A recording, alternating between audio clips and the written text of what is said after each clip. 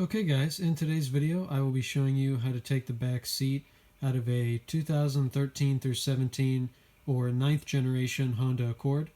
I also have a video on taking the seat out on an 8th gen Accord, 2008 through 2012, and it is relatively the same video, same procedures, so without further ado, let's get right into it. Okay, so for today's video, it's going to be pretty simple tool-wise. I just have a 3/8 ratchet. You don't need an extension that long, but go big or go home, and a clip puller along with a 10 and 12 millimeter socket.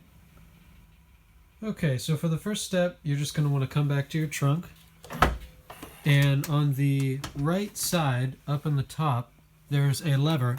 You just pull that, and it's going to release the seat.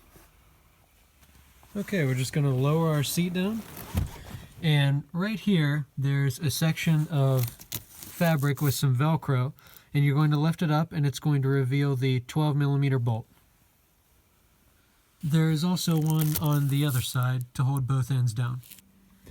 Okay, so once you have taken the bolt out, what you're going to want to do is slightly push down on the seat, because as you can see there's a little hook right here, and then all you have to do is maneuver the arm back and around, and the seat will then be able to come loose. Okay, once you move the seat back a little bit, you're going to notice that there's two clips holding the carpet to the seat. Just going to take my trusty clip puller and remove those. Once you remove the clips and remove the back seat backing from the area, you're going to see a bolt right here hooked to a little arm. That is one of the things that is holding down the pad to the seat, and it is a 10 millimeter bolt. Okay, on both sides of the pad, you have two little clips, pull tabs if you will, that will have to come out, and where they're located is right in under the seat here, these white tabs, and you put your fingers on each side and you then pull out and the seat should come right out with it. Okay, this is what it looks like with the back seat out.